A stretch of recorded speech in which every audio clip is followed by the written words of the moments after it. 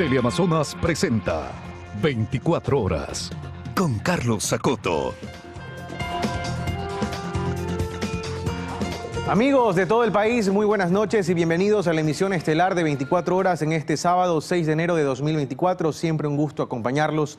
Empezamos con la información más reciente. Se registró un nuevo hecho violento en Durán, en la provincia del Guayas. Esta tarde, 4 personas fueron asesinadas en medio de un ataque armado ocurrido en el sector de Los Helechos. Nuestro compañero Mateo Artieda se encuentra en ese cantón y nos amplía la información sobre lo sucedido. Mateo, muy buenas noches, te escuchamos. Adelante.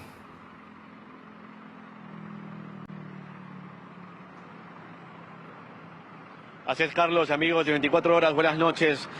Nuevamente, el Cantón Durán volvió a ser la escena de un crimen atroz. Esta vez, 4 personas fueron baleadas en el sector de Los Helechos. Las 4 víctimas se encontraban al interior de un taxi cuando 2 sujetos encapuchados, que al parecer ya estaban dando varias vueltas en el sitio, llegaron en una motocicleta para propinarles varios tiros. Como consecuencia, 3 mujeres de entre 20 y 25 años fallecieron y el conductor del taxi también, siendo esta una víctima colateral. También dentro de la información que varios testigos nos ofrecieron es que un bebé de 4 meses se encontraba en ese taxi y estuvo en medio de esta balacera, pero gracias al accionar de la madre, que alcanzó a cubrirlo, el bebé salió ileso. Esto fue comprobado por los mismos vecinos que le quitaron las prendas al bebé para verificar si tenía alguna herida de bala y por suerte no encontraron ninguna. Después de eso, la Policía Nacional estuvo esperando varios minutos a que lleguen familiares de los fallecidos para que se puedan llevar al bebé. Actualmente se encuentra a buen recaudo. Escuchemos a los testigos que vieron este hecho. No, yo nomás, cuando yo entré ya regresé, ya vi que ya estaban las 4 personas fallecidas ahí, más a un bebé de como de 4 meses. Pero gracias a Dios al bebé no le pasó nada, porque el bebé estaba ensangrentado, pero no tenía ninguna herida. Porque dice que los vieron que por detrás de la reja, como que le estaban dando ronda al carro y cuando se dieron cuenta que eran ellos fue que se han dado la vuelta. Fueron como más de 15 tiros, de 12 a 15 tiros. ¿Cuántos disparos? Creo que fueron 2. En moto, dice.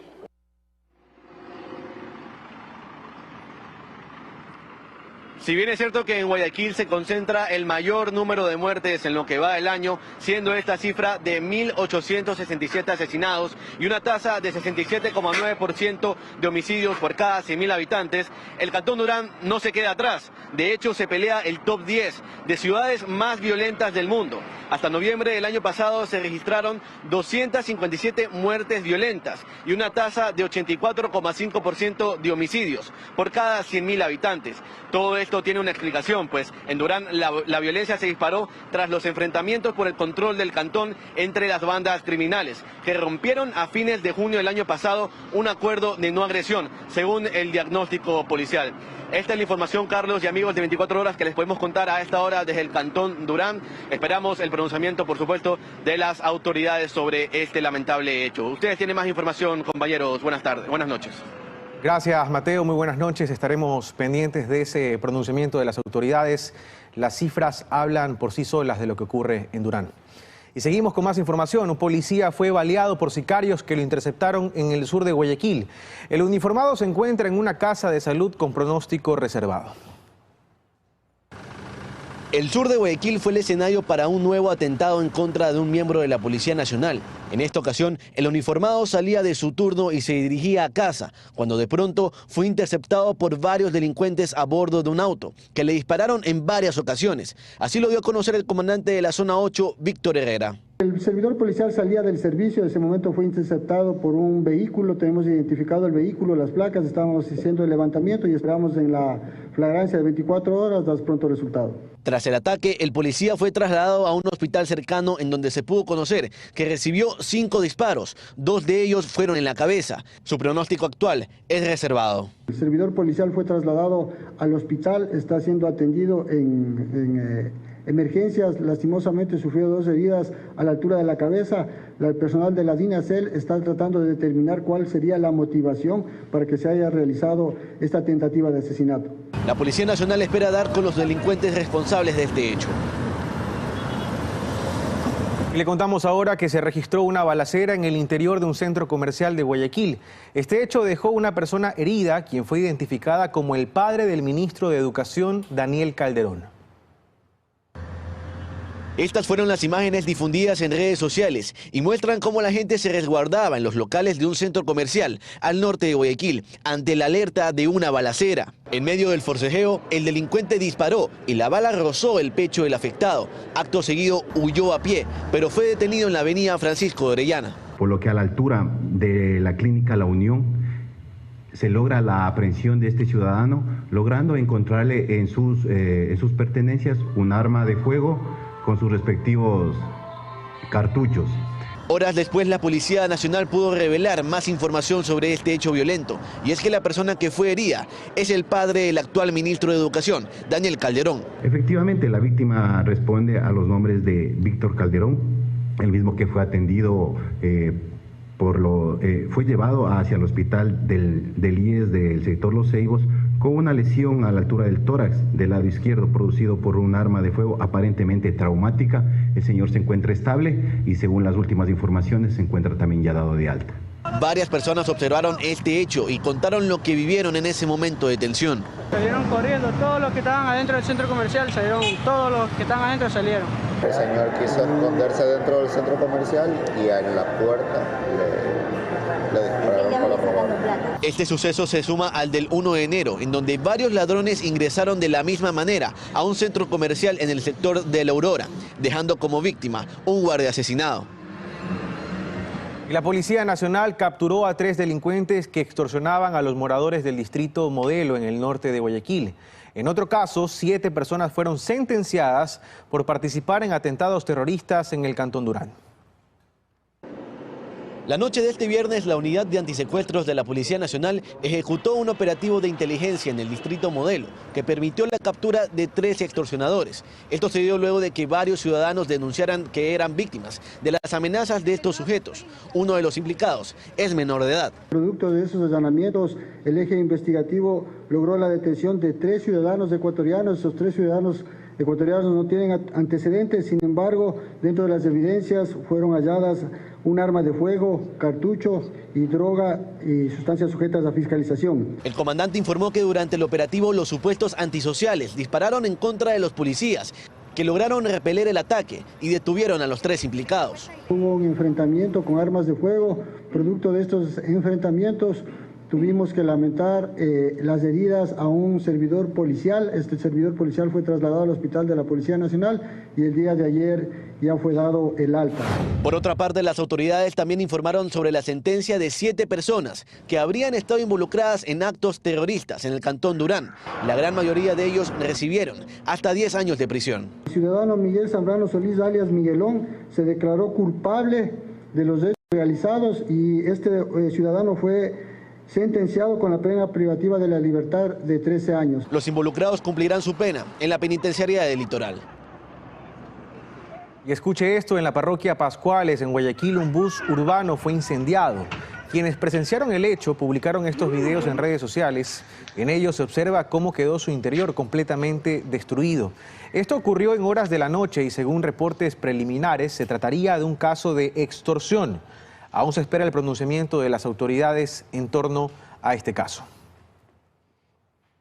Y a través de régimen especial, el gobierno de Noboa iniciaría la construcción de las 2 cárceles ofrecidas para finales de 2024. Según el mandatario, serán una copia del centro de confinamiento para el terrorismo ubicado en El Salvador. Una de las promesas de seguridad del gobierno de Daniel Noboa va tomando forma. El pasado jueves dio más detalles de lo ofrecido en campaña, la construcción de nuevas cárceles. En una entrevista radial anunció que una de las 2 estructuras estará ubicada en la provincia de Pastaza, este del país. Sobre la segunda hay más precisiones. Estará en la parroquia rural Julio Moreno, en la provincia de Santa Elena, a 1 hora y media de Guayaquil. Vamos a poner la primera piedra en las cárceles la próxima semana. Ya está el MOU firmado. Tomará 10 meses construir esas cárceles, parte del plan Fénix. El objetivo es que las cárceles estén en las zonas de menor influencia de los grupos delictivos y se situarán a entre 20 y 30 minutos de distancia en vehículo de la población, asegura el gobierno.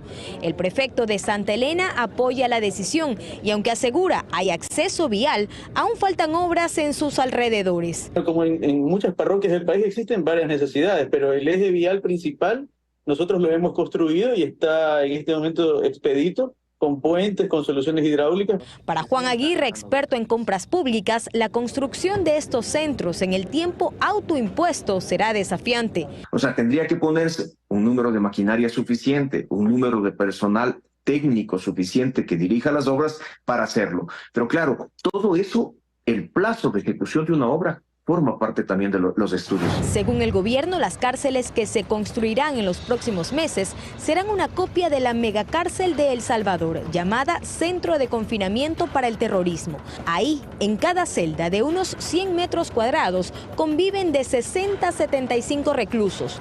Para edificar la prisión, el Estado de El Salvador compró 166 hectáreas, 23 de las cuales fueron utilizadas para levantar 8 pabellones que se encuentran dentro de un perímetro rodeado por un muro de concreto de 11 metros de altura y 2.1 kilómetros de extensión, protegido por alambradas electrificadas.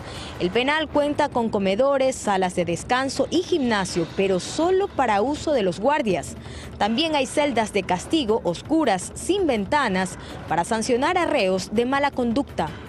El hecho de construir una cárcel no pienso que no va a balancear, digamos, en buenos resultados la cuestión de violencia y homicidio en Ecuador, sino que tiene que ser un andamiaje bien amplio, es decir, como se ha hecho en El Salvador, desde un plan de seguridad bien estructurado, el cual consta aquí de 7 fases. El gobierno de Noboa adelantó que habrá una tercera prisión en 2024 y ya se busca financiamiento para construirla, aunque no hay detalles de dónde estará. Y ponga mucha atención a lo siguiente: el Ministerio de Energía y Minas alertó que un equipo que contiene fuentes radiactivas fue robado de un campamento en Latacunga, donde se construye la subestación eléctrica Tanicuchi. El equipo sustraído contiene 2 fuentes que emiten radiación ionizante. Esa radiación no se ve, no se siente y no se huele. Al interactuar con el cuerpo humano puede causar efectos adversos, por lo que es importante que se mantenga una distancia de al menos 10 metros. Ante ello, la autoridad pide a la ciudadanía que si cuenta con información sobre este equipo, la comunique de forma inmediata al EQ 911. Y vamos a revisar otros temas. Fabricio Colón Pico, el sujeto acusado de planificar el asesinato de la fiscal general del Estado, Diana Salazar, deberá permanecer tras las rejas, pues se le dictó prisión preventiva. La audiencia se desarrolló durante la madrugada en la capital. Con un fuerte resguardo policial, así fue como lució en horas de la madrugada a los alrededores del Complejo Judicial Norte en la capital.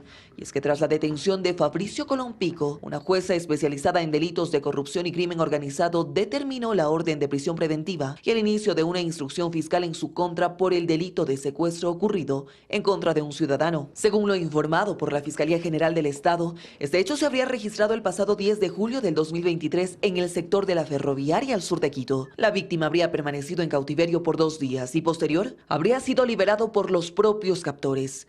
Dentro de este proceso penal abierto también es investigado William Mauricio A., a quien también se dispuso la medida cautelar de prisión preventiva, y Benigno Joel P., quien tendría más de 65 años. A él, en cambio, se le ordenó la prohibición de salida del país y presentación periódica ante las autoridades. El nombre de Fabricio Colón Pico, supuesto líder del grupo delictivo Los Lobos en la parte norte del país, tomó fuerza tras esta denuncia de la fiscal general del Estado, Diana Salazar.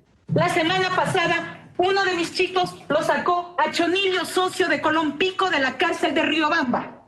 Uno de los organizadores de los atentados en contra de la fiscal general, Colón Pico. Ahora sí lo digo públicamente. Y que me vengan a asesinar. Declaración hecha durante la audiencia de vinculación de 8 personas al caso Metástasis, proceso penal en el que se investiga el delito de delincuencia organizada. Y es tras estas declaraciones que la Policía Nacional dio a conocer que Colón Pico fue capturado en una casa ubicada en el sector del Condado al norte de Quito. Es que se tuvo las autorizaciones legales de vigilancia y de seguimiento, se pudo ubicarlo, individualizarlo específicamente todos los inmuebles a través de los cuales él se pasaba en los días o en las semanas correspondientes con la finalidad de evitar ser detectado en las ciudades. Según las autoridades, la zona donde fue detenido alias Capitán Pico era considerado como un punto estratégico y sobre todo blanco de alto valor, pues ahí se encontraron 4 fajos de billetes, municiones y 3 vehículos de alta gama. Y le contamos que nuevamente se dictó prisión preventiva al ex vicepresidente Jorge Glas. El juez de la Corte Nacional de Justicia, Luis Rivera, además dispuso que se oficie a Interpol su localización y captura. Glas se encuentra al momento asilado en la Embajada de México en Quito. Por segunda ocasión, el ex vicepresidente Jorge Glas recibió orden de prisión preventiva en su contra por el delito de peculado cometido, presuntamente en el caso Reconstrucción de Manabí. La Fiscalía presentó 85 elementos de convicción. Ahí se habría determinado la presunta existencia de abuso de dinero público en beneficio de terceras personas naturales y jurídicas. Según la fiscal general del Estado, Diana Salazar, estas personas fueron contratistas y fiscalizadores de contratos suscritos en el marco de la emergencia por el terremoto del 16 de abril del año 2016. Andrés Villegas, defensa de Glas, rechazó esta medida y recalcó que no habían elementos para dictar prisión preventiva. El comité tenía unas labores no de ejecución de contratos. El comité articulaba planes, políticas. Fiscalía esgrimió 85 elementos de convicción, 85 de los cuales ni uno solo señala al ingeniero Jorge Glas. Pero la medida de prisión preventiva también fue dictada en contra de Carlos Bernal, quien figuró como secretario del Comité de la Reconstrucción de Manabí, mientras que Glas como presidente de esa misma entidad. Según el juez de la Corte Nacional, Luis Rivera, ambos recibieron cargos por posible peculado en la disposición ilegal de fondos de la Ley de Solidaridad por el terremoto 2016 para proyectos que no eran emergentes. Previo a esta audiencia se trataron los 3 pedidos presentados por la defensa de Jorge Glas. Únicamente se trata de una acción dilatoria más por parte de la defensa técnica del ingeniero Jorge Glas.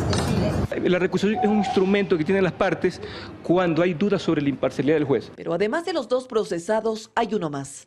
Pablo Ortiz, exgerente de Ecuador Estratégico. Para él, en cambio, se ordenó que se presente ante la autoridad competente y no podrá salir del país. Recordemos que a finales del año 2022, Jorge Glas se acogió al beneficio de prelibertad. Con el mismo salió de la cárcel, pero con requisitos a cumplir. Actualmente, el ex vicepresidente se encuentra en Embajada de México acá en la capital desde el pasado 17 de diciembre en calidad de huésped. Mientras que Carlos Bernal radica desde 2018 en Miami, Estados Unidos, en donde cumple tareas laborales. Por ello, el juez dispuso que se oficie a la Interpol su localización. La instrucción del caso durará 90 días en los que los procesados podrán presentar pruebas de descargo. Seguimos revisando temas judiciales. Daniel y Noé Salcedo Bonilla fueron sentenciados a 13 años de cárcel por lavado de activos en calidad de autores. En la audiencia de casación también se determinó el pago de $3,9 millones.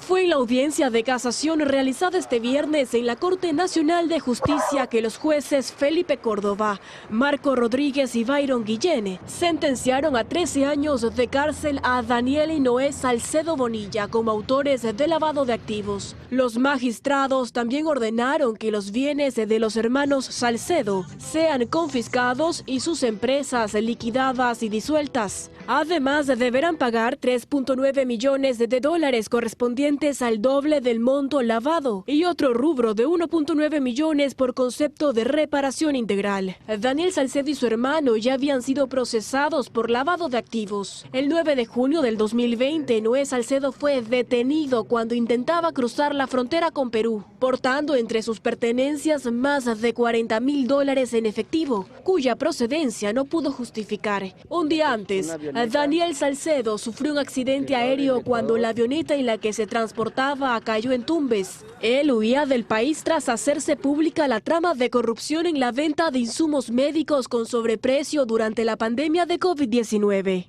En primera instancia, los jueces de Huaquillas fallaron a favor de los hermanos Salcedo. En segunda instancia, el caso pasó a la Corte del Oro, en donde los jueces volvieron a encontrarlos inocentes.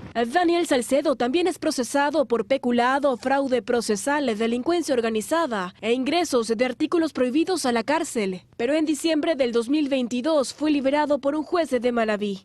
Actualmente está prófugo de la justicia. Estamos de vuelta, gracias por seguir con nosotros. Esta semana el presidente Daniel Noboa envió a la Corte Constitucional 11 preguntas para realizar una consulta popular. Estas se refieren a temas de seguridad principalmente y plantean reformas al Código Orgánico Integral Penal. Vamos a revisar cada una de ellas, recordando que esta es una propuesta del Ejecutivo que tiene que pasar el filtro de la Corte Constitucional. ¿Qué dice la primera pregunta? Lo ponemos en pantalla. ¿Está usted de acuerdo con que las Fuerzas Armadas inicien acciones para prevenir y erradicar la actividad de organizaciones criminales transnacionales que operan dentro y fuera del territorio nacional conforme al anexo de la pregunta 1? Revisamos la segunda, que también tiene que ver con las Fuerzas Armadas. ¿Está usted de acuerdo con que las Fuerzas Armadas realicen control de armas, municiones, explosivos y accesorios permanentemente en las rutas, caminos, vías y corredores autorizados para el ingreso a los centros de rehabilitación social, a las cárceles? Esto es lo que dice la segunda pregunta del gobierno del presidente Daniel Noboa, que, repetimos, ya están en manos de la Corte Constitucional. ¿Qué dice la tercera pregunta? ¿Está usted de acuerdo con que los miembros de las Fuerzas Armadas, la Policía Nacional y el Cuerpo de Seguridad y Vigilancia Penitenciaria no sean privados de su libertad o se les ordene arresto domiciliario mientras dure la investigación o proceso penal por sus actos ejecutados con el uso de la fuerza, reformando el Código Orgánico Integral Penal conforme al anexo de la pregunta número 3? En pantalla vamos a poner de inmediato la pregunta número 4 de la consulta popular. ¿Está usted de acuerdo con que se incrementen las penas de los delitos de terrorismo y su financiación, producción y tráfico ilícito de sustancias catalogadas sujetas a fiscalización, drogas, delincuencia organizada, asesinato, sicariato, trata de personas, secuestro extorsivo, tráfico de armas, lavado de activos y actividades ilícitas de recursos mineros, reformando el Código Orgánico Integral Penal conforme al anexo correspondiente? Es lo que plantea la cuarta pregunta. Vamos a revisar la quinta pregunta, que también plantea una reforma al Código Orgánico Integral Penal, al COIP. ¿Está usted de acuerdo con que las personas privadas de la libertad cumplan la totalidad de su pena dentro del Centro de Rehabilitación Social en los delitos detallados en el anexo de la pregunta 5, reformando el Código Orgánico Integral Penal conforme consta en el referido anexo? Es el contenido de la pregunta número 5. Este paquete de preguntas fue presentado el pasado miércoles. ¿Qué dice la pregunta 6? ¿Está usted de acuerdo con que se tipifique el delito de tenencia o porte de armas, municiones o componentes que son de uso privativo de las Fuerzas Armadas o la Policía Nacional sin afectar a las armas de fuego permitidas para uso civil, reformando el Código Orgánico Integral Penal conforme al anexo de la pregunta 6?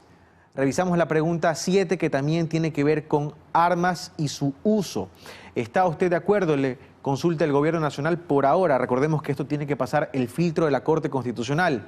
¿Está usted de acuerdo con que las armas, sus partes o piezas, explosivos, municiones o accesorios que fueron instrumentos u objeto material de un delito puedan destinarse al uso inmediato de la Policía Nacional o las Fuerzas Armadas, reformando el Código Orgánico Integral Penal conforme al anexo de la pregunta número 7? Revisamos la pregunta número 8.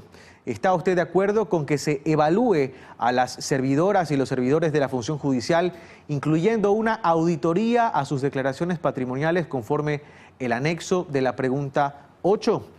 Entramos en la recta final de este listado de preguntas de 11 de la consulta popular del gobierno del presidente Daniel Noboa. La pregunta 9. ¿Está usted de acuerdo con que el Estado proceda a ser el titular, es decir, el propietario de los bienes de origen ilícito o injustificado, simplificando el procedimiento de la Ley Orgánica de Extinción de Dominio conforme el anexo de la pregunta 9? Revisamos la penúltima pregunta de la consulta popular, repetimos, en manos de la Corte Constitucional para su debida calificación. ¿Está usted de acuerdo en que se reformen los procedimientos de inadmisión, deportación y expulsión de extranjeros para controlar la migración y fortalecer la seguridad del Estado conforme al anexo de la pregunta 10? Es lo que plantea la penúltima pregunta. Y revisamos de inmediato la última, la número 11, que genera diferentes reacciones. ¿Está usted de acuerdo con que se permita el funcionamiento de casinos, salas de juego, casas de apuestas o negocios dedicados a la realización de juegos de azar bajo las condiciones que se detallan en el anexo de la pregunta 11? Aquí el listado de las preguntas que han sido presentadas a la Corte Constitucional son 11 por lo pronto. Se ha anunciado que se van a adherir otras 5 cuyo contenido todavía se desconoce y su fecha de presentación ante la Corte Constitucional también se desconoce. Y la jueza Teresa Núquez Martínez estará a cargo de sustanciar ante el Pleno de la Corte Constitucional las preguntas de esta consulta popular planteada por el presidente Daniel Noboa.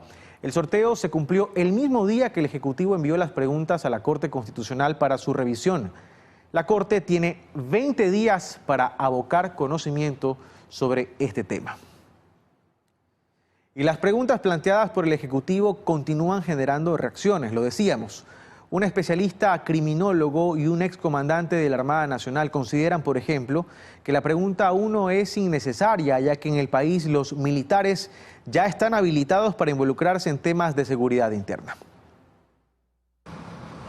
El rol de las Fuerzas Armadas para combatir y erradicar las acciones de organizaciones criminales transnacionales se ratificará en las urnas mediante consulta popular. Frente a esto, el experto en criminología Juan José Hidalgo hace observaciones claras, como por ejemplo que esta pregunta no es necesaria, por ya contarse con una reforma al artículo 158 de la Constitución, que le exige al Ejército involucrarse en temas de seguridad interna. Hay un decreto ejecutivo donde se declara terroristas a ciertos GDO. Entonces, realmente la pregunta es innecesaria. A esto, Alan Molestina, excomandante de las Fuerzas Armadas, agrega que la misma pregunta en sus considerandos se basa en el artículo 11 del Consejo de Seguridad Pública. La duda es si ya está en la ley, ¿qué le tengo que consultar? Pues. Puntos que llevan a la conclusión a Hidalgo a considerar que los instrumentos jurídicos están y solo tienen que ser ejecutados por los efectivos militares. Yo ya creo que este es un tema en que o el Ejército o las Fuerzas Armadas no quieren entrar o ya le estamos buscando la quinta pata al gato. Pese a esto, Molestina sí hace diferenciaciones que para él son importantes en cuanto a la temporalidad de las acciones de las Fuerzas Armadas. La principal diferencia con los estados de excepción es que esto no tiene límite. Esto no tiene límites. Ese es como yo lo veo. Y lo veo y es algo beneficioso. Porque bajo estas condiciones, afirma Molestina, las Fuerzas Armadas podrán actuar con mayor amplitud y rigurosidad, permitiendo la captura y desarticulación de estas bandas criminales, sin esperar estados de excepción que tan solo en el gobierno anterior se emitieron más de una decena. Ahora hablemos de la pregunta 2 que plantea reforzar la acción de las Fuerzas Armadas en las vías que conducen a las cárceles del país. Especialistas insisten en que este planteamiento es un recurso malgastado debido a que las Fuerzas Armadas también ya cuentan con esas funciones. Que si el objetivo era ampliar de excepcional a permanente las acciones de control de armas y municiones de las Fuerzas Armadas en los ingresos y corredores de las cárceles, es decir, sin un estado de excepción, con lo planteado solo será más de lo mismo, asegura Juan Manuel Guzmán, abogado penalista, puesto que la pregunta 2 de la consulta popular no implica ninguna reforma a normativas vigentes ni a la Constitución. Y esto es crucial, porque significa que lo que están haciendo es simplemente preguntarle al pueblo si están de acuerdo o no con que las Fuerzas Armadas hagan una u otra cosa. Bueno, a ver, eso ya se lo está preguntando en la pregunta 1. Y es que además de que este interrogante no incluye anexos, el jurista también cuestiona que existe el artículo 26 de la Ley Orgánica que regula el uso legítimo de la fuerza, en la que ya se delimita las funciones no solo de las Fuerzas Armadas, sino también de guías penitenciarios y Policía Nacional, por lo que agrega que se pudo mejor haber incorporado otros temas, como el sistema de jurados, propuesta de campaña del mismo jefe de Estado. Porque el tema de la unidad jurisdiccional y el tema de la administración de justicia por parte de jueces y no de jurados es un diseño constitucional que nosotros tenemos previsto en nuestra Constitución. El asambleísta de Construye, Jorge Peñafiel, en nuestro espacio de entrevistas a este debate también agregó que no se puede respaldar una iniciativa que solo busca legitimar al mandatario. Enviar preguntas que no tienen un asidero técnico, es decir, no hay en los anexos una propuesta de reforma. Lo único que está haciendo el presidente de la República al enviar estas preguntas es pedir al ecuatoriano que le respalden. Y afirma que ha obviado propuestas que realmente son importantes en materia de seguridad y otros temas. Está incluyendo la extradición, no está incluyendo la reforma laboral, no está incluyendo la reforma política, el tema del Consejo de Participación Ciudadana. Punto con el que también concuerda Guzmán, que indicó que la eliminación de este organismo podría ahorrar un importante recurso al Estado que podría ser utilizado para combatir el narcotráfico. Penalistas afirman que el planteamiento de la tercera pregunta busca mantener en ejercicio de sus funciones a miembros de la fuerza pública que por el uso de la fuerza sean investigados. Asimismo, sostienen que la reforma se pudo haber realizado mediante la Asamblea Nacional sin gastar recursos en una consulta. Las cifras de 2022 y 2023 en las cuales 139 miembros de la policía fueron investigados y procesados por hacer uso legítimo de la fuerza en operativos contra la delincuencia es el sustento principal para que el Ejecutivo haya incorporado la pregunta 3 en la consulta popular, la cual plantea que no se dicte prisión preventiva o arresto domiciliario a servidores de las Fuerzas Armadas, Policía Nacional y Cuerpo de Vigilancia Penitenciaria. Especialista en Derecho Penal, Mónica Vargas, en este sentido afirma que esta propuesta, al carecer de una carga jurídica relevante, no debió haberse elevado a consulta. Lo que se habla aquí es un tema de procedimiento, un tema sencillamente de una medida cautelar, que faltó probablemente y que probablemente también no era necesaria una consulta, bastaba con que mandar un proyecto de reformas al código. Y es que esta pregunta, a diferencia del artículo 54 del uso legítimo de la fuerza, propone que los jueces a cargo de estos casos dicten medidas alternativas mientras dure el proceso penal. Esto para no perder a esos agentes de las filas de las fuerzas públicas. De tal suerte que ese policía que en alguna manera se va a encontrar con una situación de aquellas tenga toda la confianza del mundo que tiene una ley que lo protege. Sí, y una de las formas de proteger no es dejar en la impunidad, sino que simplemente cumpla una condena cuando realmente los hechos hayan, las pruebas existan de que realmente ha cometido un delito. Por su parte, el constitucionalista Francisco Rites afirma que debido a la poca sustancialidad de la pregunta, no descarta que se haga observaciones por parte de la Corte. Puede presentar problemas en su aplicación. El día de mañana, cuando el abatido no sea un delincuente, sino un ciudadano común, pues la reacción no va a ser la misma. Yo creo que la Corte Constitucional aquí puede modular la pregunta y va a tener algo que decir definitivamente. Sobre este planteamiento, la Fundación Regional de Asesoría en Derechos Humanos, INRED, ya ha reaccionado en su portal web, manifestando que el texto envía un mensaje equivocado a las fuerzas del orden, una promesa de impunidad ante los abusos al uso progresivo de la fuerza. De igual forma, ha calificado a toda la iniciativa de Noboa de acto populista. Y el funcionamiento de casinos, salas de juegos y casas de apuestas será nuevamente consultado a los ecuatorianos. Analistas consideran que de aprobarse esta pregunta deberán plantearse nuevos mecanismos de control. No es la primera vez que los ecuatorianos tendremos que decidir sobre el funcionamiento de casas de apuestas y casinos. Ya lo hicimos en el 2011, en el cual más del 52% de la población decidió no continuar con estos negocios. Tras 13 años de prohibición, este mismo tema vuelve a estar dentro de una consulta popular, lo que Julio César Cueva, abogado penalista, considera poco oportuno debido al contexto de inseguridad que vivimos. El Ecuador no tiene controles suficientes. Los pocos que tienen no se ejercen apropiadamente y no existe un seguimiento de los pocos casos en los que se descubre lavado de activos. Motivo suficiente para el abogado penalista Nino Casanelo, quien afirma que de ser aprobada esta pregunta deberán fortalecerse los mecanismos de control. Que si yo tengo una obligación de reportar que no se cumple, esto no tiene consecuencias y consecuencias graves. Por ejemplo, el delito autónomo de omisión de reporte en tema de lavado de activos y hasta, ¿por qué no?, la omisión culposa de reporte en lavado de activos.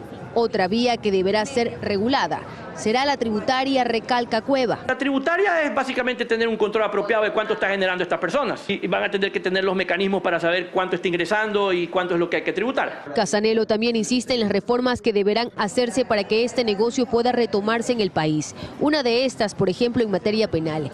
El artículo 236 del COIP sanciona a los administradores de estos locales con pena privativa de libertad de 1 a 3 años y con multa de hasta 100 salarios básicos unificados. Y esto lo que supone es que todo el aparataje estatal en su faceta legislativa y ejecutiva pues van a implementarlo vía leyes orgánicas si es el caso, si no, no. De acuerdo con lo planteado por el gobierno, al retomar el funcionamiento de estos centros de entretenimiento, se generarán nuevas fuentes de empleo.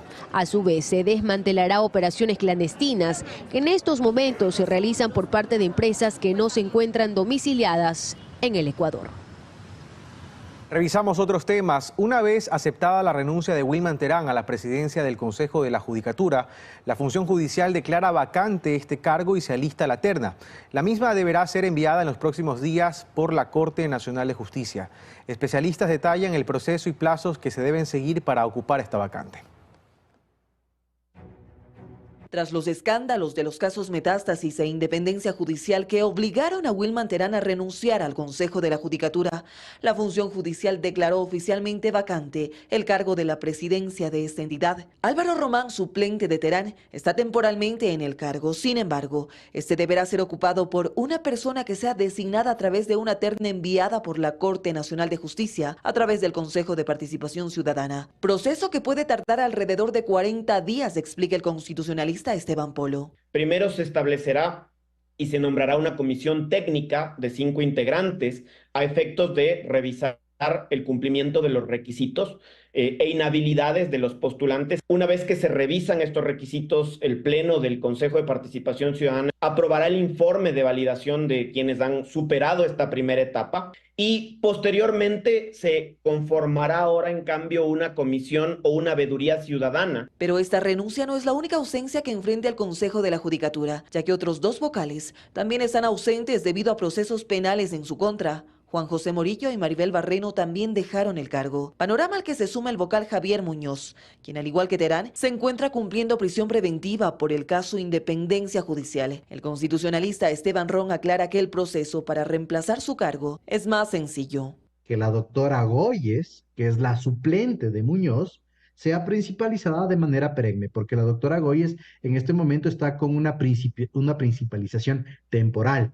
Con este nuevo escenario planteado, según los expertos, se generan desafíos significativos para el organismo encargado de la administración de justicia en el país. Solo será presidente hasta culminar el periodo del actual Consejo de la Judicatura, que culmina en enero del próximo año. Ya es hora que dentro de la esfera pública, donde el tema personal también sale a la luz por ser parte del escrutinio, sea analizado por parte de los designantes. Ambos constitucionalistas exhortan a las autoridades a cargo del proceso de selección que evalúen a los postulantes a fin de garantizar la idoneidad del próximo líder de la Judicatura. Le contamos ahora que el Ministerio de Energía informó a través de un comunicado que las centrales hidroeléctricas Mazar y Paute han incrementado sus reservas gracias a las intensas lluvias registradas en las últimas semanas. Esa cartera de Estado también comunicó que la central Coca-Cola Sinclair suspenderá sus actividades, pues entrará en mantenimiento. Sin embargo, el gobierno dijo que el abastecimiento de energía está garantizado. Esto mientras la ministra de Energía, Andrea Arrobo, junto con los miembros de la Comisión de Fiscalización de la Asamblea, inspeccionaron el proyecto hidroeléctrico Toachi-Pilatón, que ya tiene más de 10 años de construcción. Arrobo y los asambleístas verificaron los trabajos en la central Ayuriquín de 204 megavatios, la más grande del proyecto. La obra registra un avance del 78%. Durante la visita se realiza la entrega de 30 megavatios al Sistema Nacional Interconectado, cumpliendo con el requerimiento energético del Operador Nacional de Electricidad, SENACE. Y la mañana de este sábado en la Asamblea Nacional, la Comisión de Fiscalización aprobó el cronograma de actuación de la prueba testimonial que se dará en el proceso de juicio político contra el exministro de Inclusión Económica y Social, Esteban Bernal.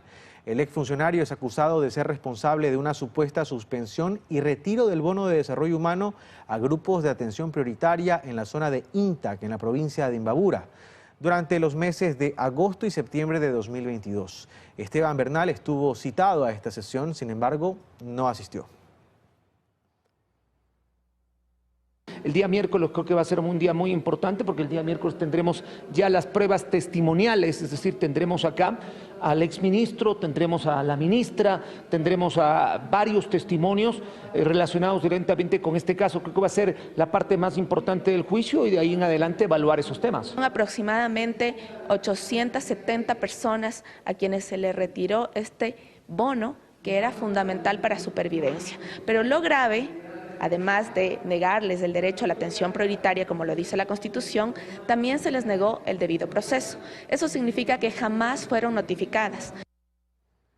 Y el gobierno nacional decidió condonar multas e intereses a los municipios por retrasos en los pagos al Instituto Ecuatoriano de Seguridad Social, al IES. El Estado mantiene una deuda con los municipios de alrededor de $1.000 millones. El presidente Daniel Noboa cumplió agenda en Portoviejo, provincia de Manabí, donde se reunió con 26 alcaldes de Manabí, Santo Domingo de los Áchilas y Galápagos. Esta es la tercera ocasión en la que el primer mandatario mantiene un encuentro con la Asociación de Municipalidades del Ecuador y en la que se acordó establecer fechas concretas para que el gobierno nacional cumpla con las transferencias pendientes a los municipios y así aliviar sus cargas financieras. Lastimosamente no hemos podido cubrir nosotros ni siquiera sueldos, décimos, peor obligaciones o compromisos con nuestros proveedores y eso nos ha motivado para que podamos tener este tipo de espacios donde el señor presidente y su equipo de trabajo nos pueda dar respuestas. Las respuestas a esto han sido de que definitivamente a partir de hoy se empieza a pagar los haberes pendientes del mes de octubre. Es lo que dijo el presidente de la Asociación de Municipalidades del Ecuador, Patricio Maldonado, el pasado 28 de diciembre durante reuniones que mantuvo con el presidente Daniel Noboa y otros alcaldes en el cantón Daule, provincia del Guayas. Y en esta tercera reunión en Portoviejo, indicó que continúan pendientes los pagos de noviembre, diciembre y una parte de octubre, y que la deuda del Estado con los municipios asciende los $1.000 millones. En este encuentro, el gobierno nacional también indicó que se condonan las multas e intereses a los gobiernos descentralizados en los meses que no han recibido recursos del Estado, como las multas e intereses con el Instituto Ecuatoriano de Seguridad Social.